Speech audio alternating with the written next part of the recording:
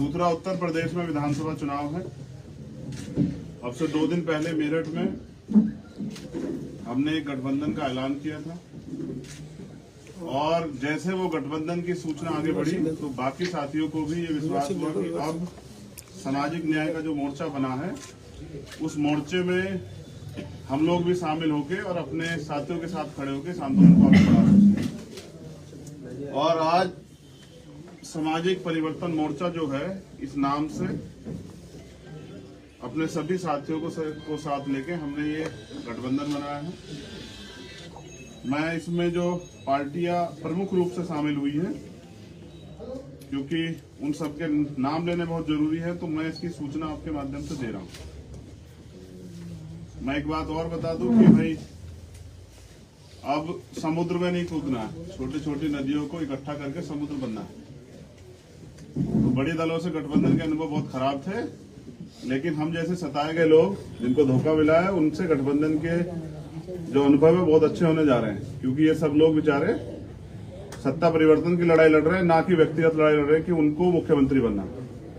तो इसलिए लोकतंत्र सुरक्षा पार्टी, आजाद समाज पार्टी, भारतीय वीर दल, न्याय पार्टी, पिछड़ा समाज पार्टी, दिल्ली डेमोक्रेटिक अलायंस, सम्यक पार्टी, सर्वजन लोक शक्ति पार्टी, हरित क्रांति पार्टी, मजदूर किसान यूनियन पार्टी, वंचित समाज इंसाफ पार्टी, पथिक जनशक्ति पार्टी, अखिल भारतीय गरीब पार्टी, भारतीय सर्वोदय क्रांति पार्टी, राष्ट्रीय कर्षक दल, इंडियन नेशनल लीग, राष्ट्रीय जनवादी सोशलिस्ट पार्टी, भारतीय सबका दल, अखिल भारतीय गरीब पार्टी, समदर्शी समाज पार्टी, अखंड समाज पार्टी, अभय समाज party, welfare party of India, भारतीय जन सम्मान पार्टी, न्याय पार्टी, मुस्लिम मजलिस, भारतीय एकता मंच, वोटर पार्टी, राष्ट्रीय उदय पार्टी, किसान दल और गरीब स्वराज पार्टी। एक पार्टी जिनका मैंने जिक्र किया कि वो जब आ जाएंगे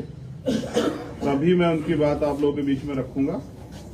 तो ये हमारा दल है, ये हमारा संयुक्त मोर्चा है, जिसके जरिए हम उत्तर प्रदेश में विकल्प देंगे। कितनी पार्टियों से मिलते हैं? आजाद जी, ये जो मुस्लिम कितनी पार्टियों से? लगभग 30 पार्टियां। ये ओवैसी जी की पार्टी है या कोई और है? नहीं, उत्तर प्रदेश की। मैं अपनी बात पहले रख दूं, फिर आप सब लोग अपने सवाल रखें। तो मैं आपकी जानकारी के लिए भी बता दूं कि ये उत्तर प्रदेश है और हमने जो गठबंधन बनाया है ये SC ST OBC माइनॉरिटी के लोग का है। और इस गठबंधन का ये सब लोग वो लोग हैं जिनको नजरअंदाज तो किया गया, लेकिन इन्होंने जमीन पे काम किया है। जैसे बाबूराम पाल जी हमारे साथ हैं, ये भागीदारी संकल्प मोर्चा में थे, ये भी जो है आज हमारे साथ हैं। मैं किस कारणों से हैं वो बाबूराम पाल जी अपने आप बता देंगे।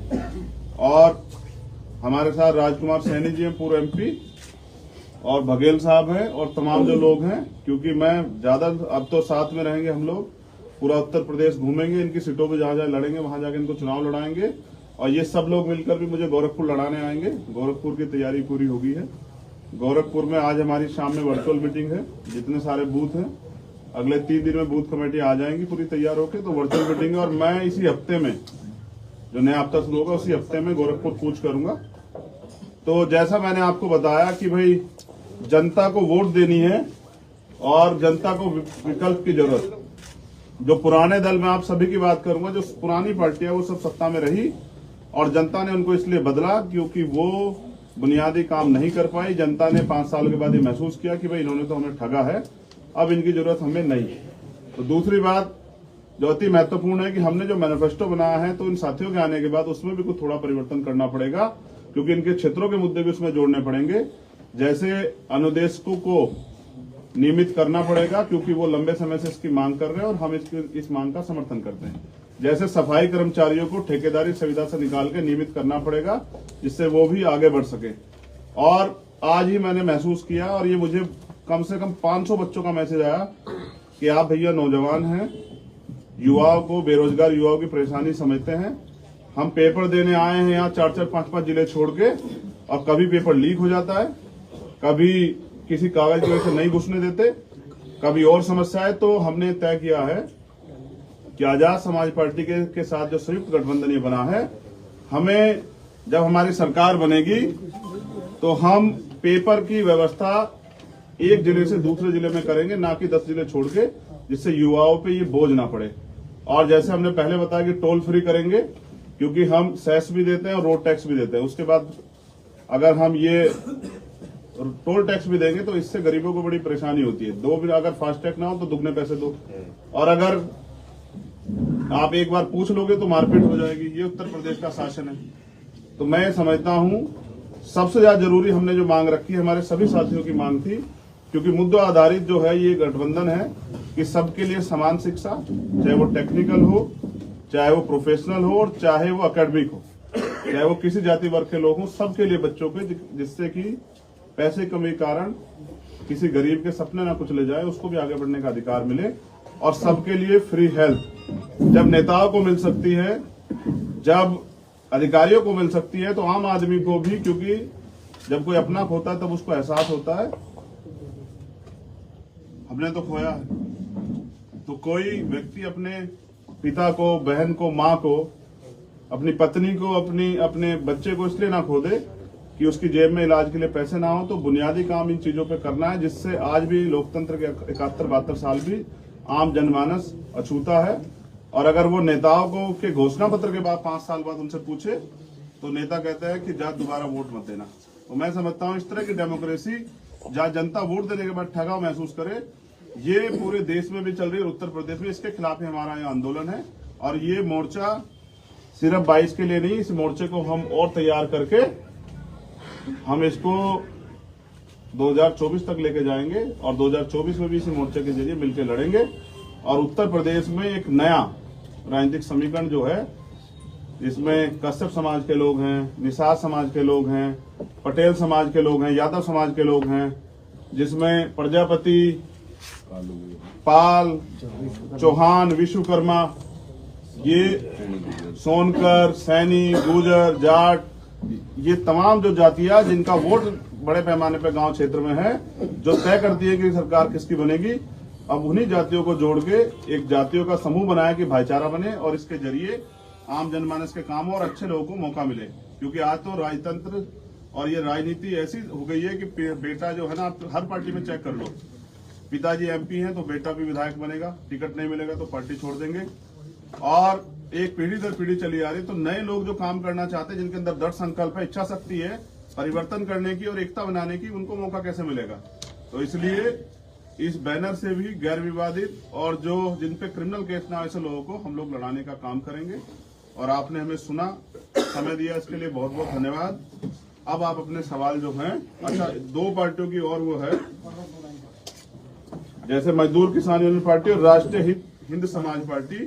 तो मैं अपने गठबंधन के साथियों को भी विश्वास दिलाता हूं कि आपके मान सम्मान का और आपकी जो हिस्सेदारी है उसका पूरा ख्याल रखा जाएगा। आपको इसमें निराश होने की जरूरत नहीं पड़ेगी। एक और साथी ओम प्रकाश चौहान जी, जनवादी पार्टी सोशलिस्ट, वो भी इस दल में, इस गठबंधन में शामिल हुए। धन्यवाद। चंद्रशेखर भाई, वामनदेव मौर्य जी कॉन्सेप्ट की उन्होंने कहा था कि आपका फोन उनके पास आ रहा है, जो गठबंधन बना है, ओवैसी साहब, कुशवाहा साहब और उनका, आप उनको अप्रोच कर रही है। उन्होंने भारी प्रेस कॉन्फ्रेंस में आपके बारे में कहा। देखिए, मैं समझता हूँ सबको लोकतांत्रिक अधिकार है। मेरे जो स्थापित दल हैं और जो स्थापित नेतृत्व, उनसे गठबंधन के जो अनुभव है बहुत अच्छे नहीं रहे, और उनको गठबंधन के लिए मुबारकबाद, वो भी लड़े। और इस जनता को ये तय करना है कि जो चुनाव के बाद दिखेंगे भी, जो उनके साथ जाना है वो सभी दल के लोग हैं, या उनके साथ जाना जो 5 साल भी सड़कों पर खड़े थे। मैं आपकी जानकारी के लिए बताता हूँ, आप बहुत अच्छे पत्रकार हैं, और मैं समझता हूँ कि हमेशा इस बात को उठाते रहे।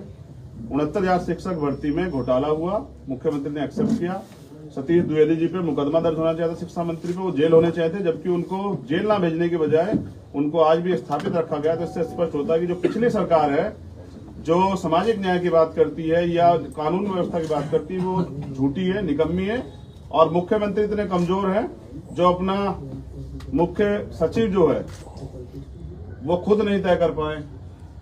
आप समझिए कि वो कितने ताकतवर मुख्यमंत्री, कमजोर मुख्यमंत्री, बस अहंकारी, तानाशाही है।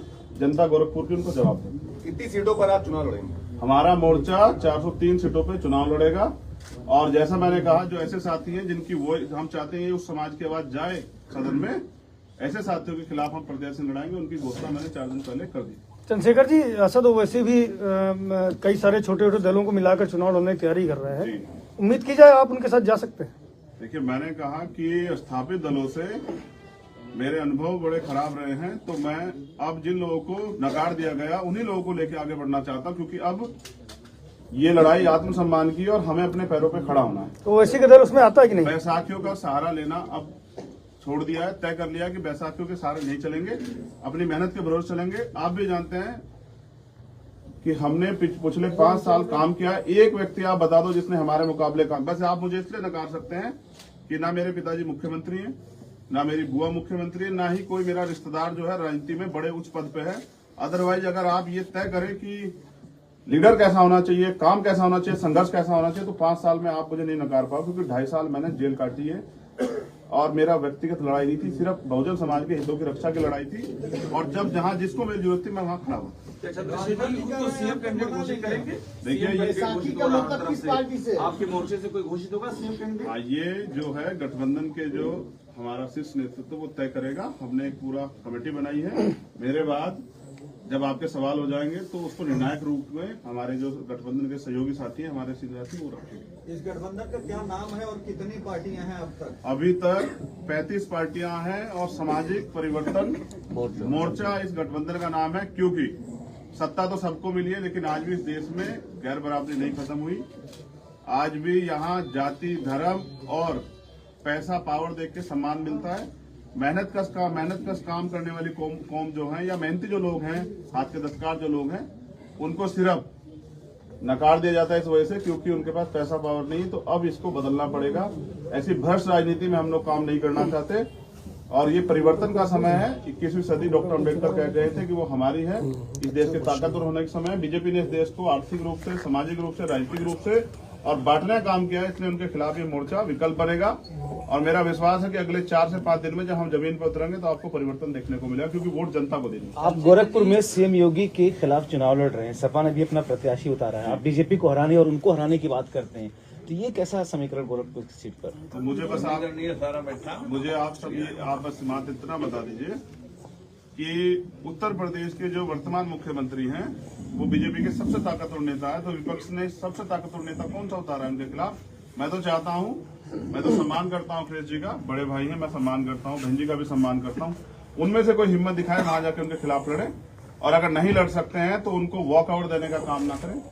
तो फिर भी मैं उनका धन्यवाद करता हूं कि वो अपने प्रत्याशी को उतारें और हम जनता के भरोसे जाएंगे और हम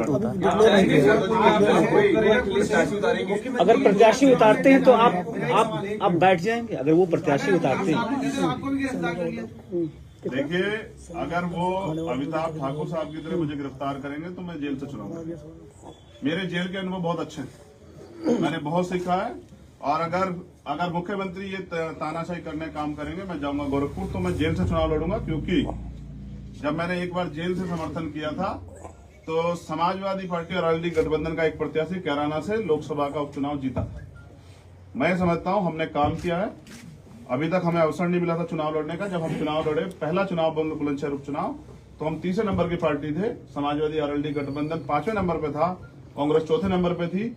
बस इसलिए नकारा जा रहा है क्योंकि उनको पता है कि अगर ये व्यक्ति खड़ा होगा तो आप जो आज लुभावने वादे कर रहे हैं कल इनको पूरा नहीं करेंगे, और ये जनता के बीच रहेगा, आपकी तरह जो है महलों में नहीं छिपेगा, तो फिर ये आपसे जवाब मांगेगा और जवाब वो देना नहीं चाहते। चंद्रशेखर जी गोरखपुर कहा जा रहा है जी, क्या आप अखिलेश यादव जी के खिलाफ कोई प्रत्याशी उतारेंगे मैदान? नहीं, मैं चाहता हूं वो सदन में जाएं तो मैं उनके खिलाफ प्रत्याशी नहीं उतारूंगा, और मैं गठबंधन के साथियों से अनुमति लूंगा कि उनके खिलाफ प्रत्याशी ना हो। चंद्रशेखर जी, गोरखपुर से अगर सपा अपना प्रत्याशी उतारता है योगी के खिलाफ, तो आप बैठेंगे या लड़ेंगे?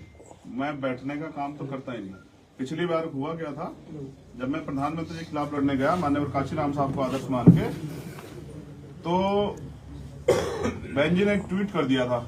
मैं बहन जी का बहुत सम्मान करता हूं, लेकिन उनकी नीतियों के खिलाफ जिस तरह से उन्होंने बीजेपी को वॉकआउट दिया है, उसका नुकसान बहुजन समाज को उठाना पड़ेगा। मैं आपके सवाल का जवाब देने से पहले ये स्पष्ट करूं कि ना मैं अखिलेश जी का बहुत सम्मान करता हूं, लेकिन आप ये सोचिए, क्या अखिलेश जी को चुनाव के बाद कोई छू सकता है? ये बहन जी को छू सकता है? ना हम छूने देंगे। लेकिन जो आम पिछड़े वर्ग के लोग हैं, जो आम गरीब वर्ग के लोग हैं, आम जो दलित समाज के लोग हैं, उनको जो 5 साल सहना पड़ेगा इनकी गलतियों की वजह से, उसकी जिम्मेदारी कौन लेगा? उनके साथ जो अन्याय होगा, सरकार करेगी भर्ती में घोटाले और हक मांगने पे लाठियों से पीटेगी, तो उनकी जिम्मेदारी कौन लेगा? मैं नेताओं से ज्यादा उस समाज की चिंता कर रहा हूं, अपने पिछड़े समाज की, दलित, शोषित, वंचित, मुस्लिम और जो अन्य धार्मिक हैं, उन भाइयों की बात कर रहा हूं, उन परिवारों की बात कर रहा हूं जिन्होंने अन्याय सहा और आज की व्यवस्था में न्याय न मिलने के कारण वो बेचारे खून के आंसू पी के बैठ गए इस सहारे से कि कुदरत उनको न्याय देगी। तो मैं समझता हूं कि ये बैठने का काम नहीं है, लड़ने का काम है। क्या तो जो अपनी अपनी पार्टी के राष्ट्रीय अध्यक्ष क्या तो वहां लड़ने जाएं, और लड़ने जाएंगे तो फिर वो ये भी तय करें, जैसा मैंने कहा कि उनके पास उनके खिलाफ लड़ने के मुद्दे क्या हैं। मैंने तो 5 साल उनके पास, मेरे में इतना बड़ा चिट्ठा है, जब मैं जाके वहां जनता के सामने रखूं, मैंने कल भी कहा था कि जाति के कारण हो सकता है 2 जातियों के लोग मुझे वहां वोट ना करें, लेकिन बाकी शूद्र वर्ण के लोग मुझे वोट भी करेंगे और मुझे चाहेंगे भी कि मैं हरा के इनको जाऊं। और इतिहास गवाह है कि हमने पहले भी यहाँ इस देश में बड़े बड़े तानाशाहों को हारते देखा, और तानाशाह छोड़िए, वर्तमान प्रधानमंत्री, वर्तमान मुख्यमंत्री को भी हमने हार देखा। प्रधानमंत्री इंदिरा गांधी जी भी हारी एक क्रांतिकारी राजनारायण सिंह जी से, और अर्जुन सिंह जी हारे बाबू सुखलाल कुशवाहा जी से मध्य प्रदेश में। तो हमने तो बहुत बड़े बड़े लोगों को, और हमने कल भी अभी परसों बताया था कि 3 बार की मुख्यमंत्री, 15 साल की मुख्यमंत्री शीला दीक्षित जी हारी थी दिल्ली में। तो अगर आप ये सोच रहे हैं कि भाई मेरे पीछे बड़ा कोई टैग नहीं है इसलिए मैं नहीं जीतूंगा, तो ये आप गलतफहमी पाल रहे हैं। जब मैं आज लिख के दे रहा हूं कि सरकार आजाद समाज पार्टी के मोर्चे की बनेगी और मुख्यमंत्री आजाद समाज पार्टी के मोर्चे का बनेगा, आप ध्यान रखिए। चंद्रशेखर जी, एक सवाल ये है कि एक मोर्चा का कल अनाउंस हुआ और एक आज हो रहा है, तो कहीं इससे बीजेपी को फायदा तो नहीं होगा? देखिए मेरे प्यारे भाई, मैंने जितना प्रयास करना था किया था। अब मैं समझता हूं कि अगर इस तरह मैं वॉक ओवर देता रहूंगा सब लोगों को, तो ये भ्रष्ट लोग सरकारों में अगर आ भी जाएंगे तो जनता का भला नहीं करेंगे। आप उनसे पूछेगा, मैं अखिलेश जी का बहुत सम्मान करता हूं, पूछे कि 13 पॉइंट रोस्टर जो है वो किसने लागू किया था उत्तर प्रदेश में? क्या उनके पास जवाब है? क्या उनके पास जवाब है? प्रमोशन में रिजर्वेशन पे जो अन्याय हुआ था शेड्यूल कास्ट के अधिकारी कर्मचारियों के साथ, जो उनका डिमोशन हुआ और खून के आंसू उन्होंने रोए, क्या उनको इस पर तकलीफ है? मैं भैया का सम्मान करता हूं, लेकिन अपने लोगों को मरने के लिए नहीं छोड़ सकता, किसी कीमत पर नहीं छोड़ सकता, किसी के भरोसे नहीं छोड़ सकता, क्योंकि आज भी सरकार हमारे लोगों को राशन देके उनके शासन करने की क्षमता को छीनना चाहती है। तो यानी कि आज भी बुनियादी जरूरतें पूरी नहीं हुई। चंद्रशेखर जी आपने कहा था कि आप जब विधानसभा चुनाव में लड़ेंगे तो एक भी सवर्ण प्रत्याशी नहीं उतारेंगे चुनाव में। अभी उस फैसले पर कायम है या कुछ संशोधन हुआ? देखिए, मैं अपने आंदोलन पे जो माननीय काशीराम साहब ने तय किया, बहुजन हिताय बहुजन सुखाय पे कायम हूँ। यही लड़ाई तो मेरी भारतीय जनता पार्टी, उन्होंने वो बहुजन समाज पार्टी से थी, उन्होंने सारा जो कार्यभार है वो सतीश चंद्र मिश्रा जी को सौंप दिया। और सतीश चंद्र मिश्रा जी अगर इस लड़ाई को, सामाजिक न्याय की लड़ाई को आगे बढ़ाएंगे तो हमारे जैसे लोग क्या करेंगे? तो मैंने ये बताया कि हम अपने दल से नहीं लड़ाएंगे, अगर क्योंकि गठबंधन धर्म का सम्मान करना है। अगर हमारा कोई और साथी लड़ाएगा तो मैं विश्वास के साथ कहता हूं कि मेरी किसी जातिगत लड़ाई नहीं है। अब मैं उन लोगों के हाथ में सत्ता चाहता हूं जिन लोगों को, क्योंकि माननीय काशीराम साहब का जिनका दल होगा उनका बल होगा, और जिन पे बल होगा उनकी समस्याओं का हल होगा। तो जब हमारी समस्या का हल कोई दूसरा नहीं कर रहा है, जिन समस्या, जैसे जाति से हमें समस्या है, जाति के आधार पर हम तोड़े गए, आज जाति के आधार पर हम भाईचारा बना रहे हैं, जाति के आधार पर जो हमें हमारे साथ एट्रोसिटी होती है, शोषण होता है, जाति के आधार पर हमें अपमानित किया जाता है, तो इससे अगर किसी को समस्या है तो हमें, तो इसका निराकरण कौन करेगा? हम करेंगे। तो अगर गठबंधन धर्म निभाने के लिए गठबंधन के साथियों के साथ खड़ा होना पड़ा तो मैं उसका सम्मान करूंगा, क्योंकि मैं सभी का सम्मान करता हूँ, सभी धर्मों का, सभी जातियों का। लेकिन हमारा दल लाइन खींच के 85% बनाम 15 की लड़ाई लड़ेगा। ऐसे नहीं कहेंगे जैसे मंच से कह देते हैं कि लड़ाई, एक कहते हैं 80 और 20 की है और दूसरे कहते हैं 85 और 15 की। अखिलेश जी हाथ उठा के, मैं सम्मान करता हूं भैया का कि मैं 85% का नेता हूं। ये फरसा उठा के क्या बहुजनों के गले काटने की तैयारी है? ये नहीं चलेगा। बार-बार कह रहे हैं मैं सम्मान करता हूं भैया का, तो सम्मान करते हैं। गोरखपुर पे वोटर, किसका वोट आपको सबसे ज्यादा मिलेगा? देखिए, मैंने कहा ना, जो अब ये एक चर्चा है कि बीजेपी के खिलाफ बहुत लोग हैं, मैं भी मानता हूं बीजेपी ने ऐसे काम किए, लेकिन बात यह है कि बीजेपी के खिलाफ जो लोग हैं, कहीं ऐसा तो नहीं कि किसी कारण से मुझसे, जैसे मैंने कहा, जाति बड़ा फैक्टर है, हो सकता है मुझे वोट देना ना पसंद करें, लेकिन वहां के जो कायस्थ समाज के लोग, जो जिनकी एक हिस्सेदारी हुआ करती थी, पंडित जो है वो लाल बहादुर शास्त्री जी हमारे प्रधानमंत्री रहे, आज वो समाज हासिब है। उनको जब मुख्य सचिव बनने की बारी आती है तो डेपुटेशन हो जाता दिल्ली से, मुख्यमंत्री को भी नहीं पता होता।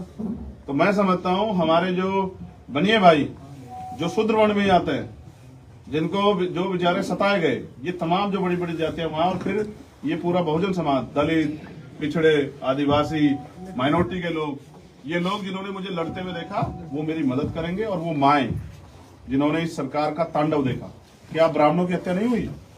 उनकी भी हत्या हुई है। उनको नहीं पता कि कौन आदमी योगी जी को के साथ लड़ रहा था। तो मैं समझता हूं जो सामाजिक न्याय को मानता होगा और जो ये मानता होगा कि जाति योग्यता नहीं होती, वो मुझको वोट देगा। चंद्रशेखर भाई आपने कम से कम 7 बार कहा कि अखिलेश भैया का मैं सम्मान करता हूँ, इसी बीसी में शायद 7वीं बार कहा है। तो मतलब कुछ सॉफ्ट कॉर्नर है, चुनाव के बाद आप फिर भैया के साथ हो सकते हैं, ऐसा इंडिकेशन दे रहे हैं कि दरवाजे अभी बंद नहीं हुए, दरवाजे अभी खुले हैं, थोड़ा सा बीच की रुकावट है। आप चाहते हैं मैं उनसे लड़ूं? मैं आपसे हाथ जोड़ रहा हूं, मेरी लड़ाई उनसे नहीं है। मैं तो पहले कह चुका, मुझसे ज्यादा स्वाभिमानी आदमी जो अपने स्वाभिमान को ताक पे रख के बीजेपी को हराने के लिए उनके पास गया था, और मेरे साथ और भी ठगे हुए लोग बैठे हुए हैं, वो सब लोग इस बात को जानते हैं, मैं अकेला नहीं हूं। लेकिन मुझे अब उनसे कोई शिकायत नहीं। मैं तो उनके लिए उनकी दीर्घायु की मंगल कामनाएं करता हूं, उनसे कहता हूं वो अच्छी तरह लड़े, और सबको लड़ने का अधिकार है। लोकतंत्र इसकी खूबसूरती तो यही है ना। अब आप देखिए मौर्य जी समाजवादी पार्टी में है और उनकी बेटी बीजेपी में, तो समझिए मैं क्या क्या कह रहा हूं आपको। लोकतंत्र की खूबसूरती है कि जिसका जहां दिल करे वो वहां जाके लड़े। तो हमारा दिल मिल गया है। ये जो हमारे साथ लोग बैठे हैं, देखो सब मुझसे उम्र में बड़े हैं, गजब की बात देखो आप, सब मुझसे बड़े हैं, लेकिन सबका हाथ जो है मेरे सर पे है, सबका आशीर्वाद मुझे है। तो मैं समझता हूँ जिनके पास इतनी माओं का, बहनों का और बुजुर्गों का और सम्मानित नेताओं का हाथ हो जिसके सर पे, वो हारेगा नहीं। और मैंने धोखा देना सीखा नहीं। आपने पिछली बार एक बात कही थी कि अगर अखिलेश यादव पब्लिक फोरम से ये कहें कि चंद्रशेखर मेरे छोटे भाई हैं, सामाजिक न्याय की लड़ाई में मेरे साथ आए और वो मुझे एक भी सीट ना दें तो मैं उनके साथ चला जाऊंगा। एक प्रेस कॉन्फ्रेंस में मैंने उनसे पूछा तो बोले कि मैं बोल तो रहा हूँ मेरे छोटे भाई आ जाएं मेरे साथ में। मैं आपको भी बोल रहा हूँ कि आप भी मेरे छोटे भाई हैं, ये भी मेरा छोटा भाई है, ये मेरे चाचा है। नहीं आपने कहा ये था मेरे इसी में एक सवाल मेरा भी है कि आपने ओम प्रकाश राजभर को हमेशा बड़ा भाई माना है और ये भी कहा है कि जैसा वो कहेंगे वैसा हम करेंगे। तो आपने सामाजिक परिवर्तन मोर्चा बनाया था, क्या उनसे बात हुई आपकी? देखिए जैसा पहले भाई ने सवाल पूछा, तो ऐसा ही मैं कह रहा हूँ आप भी मेरे भाई हैं, ये भी मेरे चाचा हैं, ये भी मेरे भाई हैं। मैंने सम्मान की बात की थी, तंज की बात नहीं की थी। हाँ, उसी पॉजिटिव नोट पे उन्होंने कहा कि मैं कह रहा हूँ कि मेरे भाई हैं आए साथ में। मैं फिर कह रहा हूँ कि लड़ाई तो स्वाभिमान सम्मान की है, तो हम बीजेपी के खिलाफ भी लड़े। अगर वो एक बार फिर से बोल देते तो कि वो मेरे छोटे भाई आ जाए मेरे अब ये साथ तो ये खत्म कर गठबंधन लेंगे। सोचेगा, गठबंधन के नेता जो आदेश करेंगे हम उसका सम्मान करेंगे। लोकतांत्रिक, आपको पता है उन्होंने एक चीज क्या कही थी कि चंद्रशेखर ने किसी को फोन किया। हाँ, गठबंधन नहीं हो पाया, ये उनकी शब्द हाँ, की बात बन गई क्योंकि हम थी। लोकतांत्रिक हैं। आपने जिस फैसले के साथ हम आपके पास आए, जिस प्रस्ताव के साथ, और आप उससे ना के बराबर चले जाए। जैसे मैं आपको कहता हूँ कि आप जिस भी मीडिया में काम कर रहे हैं, आपको वहाँ 30,000 रुपए सैलरी मिल रही है, मैं आपको 50,000 रुपए दूंगा, और आप मेरे पास आ जाए और आप कहेंगे सर मैं आगे काम करने, और मैं आपसे कहूँ कि 2,000 रुपए दूंगा, करना है तो कर लो, तो शायद आपको भी ये ना के बराबर प्रस्ताव स्वीकार नहीं होगा। तो इसलिए मैंने वहाँ पूछा भीम आर्मी के जो हमारे नेता राष्ट्रीय कोर कमेटी के, आजाद समाज पार्टी के, कि अब ये प्रस्ताव चेंज हो गया है, अब आपका क्या आदेश है? तो उन्होंने मुझसे कहा कि फैसला आपका है। तो मैंने स्वाभिमान के साथ समझौता नहीं। तो मतलब उन्होंने आपके साथ छल किया, धोखा दिया। मैं तो कह चुका हूं। 50 सीटों की मांग की थी। आप मेरे जख्म कुरेद रहे हैं। आप उन्होंने आपको धोखा दिया ना, ये हम मतलब निकालें। मैं तो कह चुका हूँ। उन्होंने 2 सीटों का नाम भी लिया, गाजियाबाद और एक और सीट का नाम लिया, ऑफर किया था, उन्होंने ऑफर एक्सेप्ट नहीं किया। उनके पास एक कॉल आता है, उसके बाद उनका मूड चेंज हो जाता है। वो कॉल किसका था, क्या आप बता सकते हैं? तो कॉल भीम आर्मी के हमारे लीडरशिप का था, जिनको हमें बताना था, क्योंकि चंद्रशेखर तो सिर्फ आजाद समाज पार्टी भीम आर्मी का एक कार्यकर्ता, इस गठबंधन का भी एक सिपाही है। हम बहुत अहंकारी नहीं है भाई। एक प्राइमरी स्कूल के हेडमास्टर के बेटे अपनी हैसियत जानते हैं, और कहां से उठता है आप आइडिया नहीं लगा सकते। इस लखनऊ में मैं घूमा हूं पैदल पैदल, और यहाँ मैंने कल अपने साथियों को बताया कि शौचालय है, वहां मैं जब रैली में आता था ना बहुजन समाज पार्टी की, तो वहां मैं नहाने जाया करता। 10 रुपए में एक साबुन की टिक्की देते थे, कपड़े अपने लेके आता तो वहां नहाने जाता था। तो आज तो मेरी हैसियत मेरे समाज ने इतनी बनाई कि मुझे यहाँ रहने के लिए उन्होंने एक मकान भी दे दिया कि आप यहाँ रह लो, और मेरे गोरखपुर जाने से पहले उन्होंने मेरे लिए वहां मकान की व्यवस्था कर दी। तो मैं तो धन्यवाद करता हूँ समाज का। मैं फिर कह रहा हूँ कि उससे बड़ी बात मैंने उनको दोहरा के दी थी कि आप सम्मान बुलाओ ना, तो सिर्फ लड़ाई तो स्वाभिमान सम्मान की है ना। कल जब इलेक्शन में का रिजल्ट आ जाएगा, फिर आपको कहाँ ढूंढेंगे बताइए ना। ये जनता जिसने 5 साल मार खाई है, जिसने महंगाई की मार झेली है, ये जनता आपको कहाँ ढूंढेगी? नहीं मिलेंगे नेताजी, मिलेगा तो चंद्रशेखर आजाद नहीं मोर्चा। थैंक किसी यू। और साथी कोई सवाल हो, कंक्लूड करवा देता हूँ एक बार। हमारी तरफ से बघेल साहब जो हैं, जो सीनियर नेता हैं हमारे, वो इसको कंक्लूड करेंगे और राजकुमार सैनी जी और बाबूराम पाल जी अब 1-1 मिनट के लिए अपनी बात रख के इसको कंक्लूड कर देंगे। तीनों हमारे सीनियर नेता, बाकी है तो सब लोग सीनियर नेता ही, लेकिन मैं इनसे आज्ञा चाहता हूँ क्योंकि मीडिया के लोगों को भी जाना है और मुझे भी जो है ना पीठ दर्द से मैं परेशान हूँ, आप सब लोग जानते हैं। तो पहला कंक्लूड जो है बाबूराम पाल जी से लेंगे कि वो इसको वो करें। बोलिए बोलिए। बहुत बहुत धन्यवाद। यह जो मोर्चा है यह संघर्षवादियों का मोर्चा है, क्योंकि जितने लोग हैं, जैसा कि भाई ने कहा कि कोई राजघराने से ताल्लुक नहीं रख रहे हैं, हर नेता इसमें से संघर्ष करके आगे आ रहे हैं और ये सामाजिक परिवर्तन की लड़ाई लड़ रहे हैं। और कहीं न कहीं हम धोखा खाए हुए लोग हैं।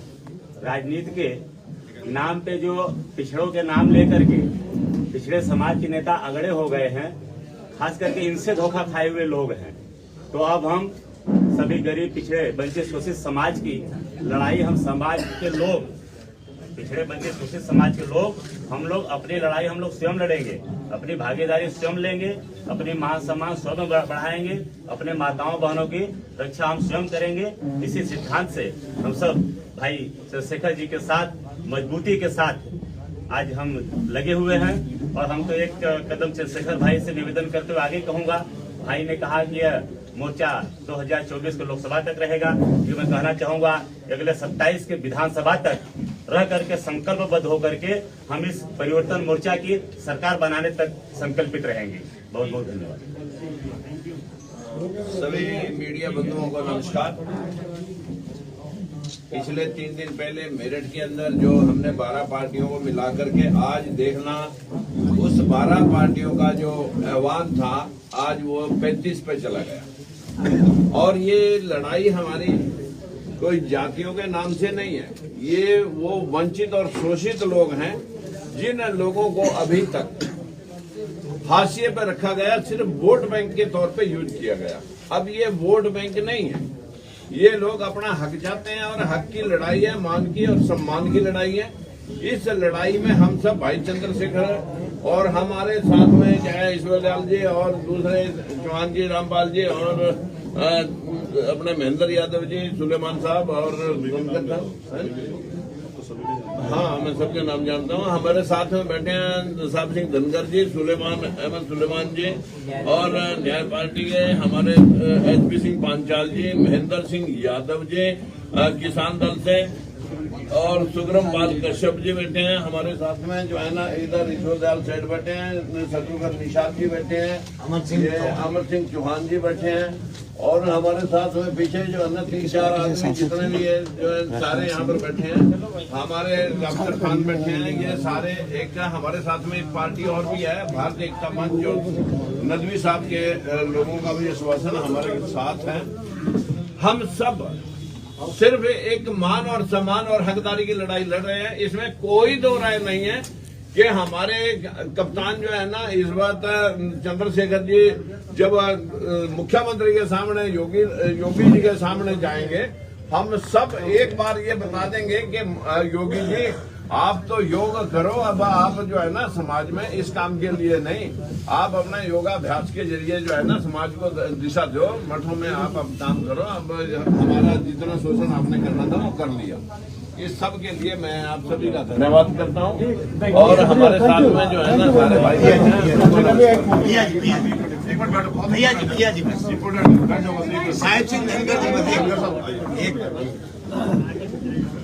साथियों, 75 वर्ष की आजादी में, ये इम्पोर्टेंट है, फिर आप बातें पूछो क्या हुआ। 75 वर्ष की आजादी में इस देश में विद्यमान सभी धर्मों, वर्गों, जातियों, समुदायों के लोगों को उनकी जनसंख्या के अनुपात में शिक्षा, नौकरी, व्यापार, राजनीति किसी भी क्षेत्र में हिस्सेदारी नहीं मिली। उस हिस्सेदारी को दिलाने के लिए ये सामाजिक परिवर्तन मोर्चा बनाया गया है और इसके माध्यम से और भाई चंद्रशेखर आजाद जी की अगुवाई में उनको हक अधिकार दिलाने का काम ये सामाजिक परिवर्तन मोर्चा करेगा।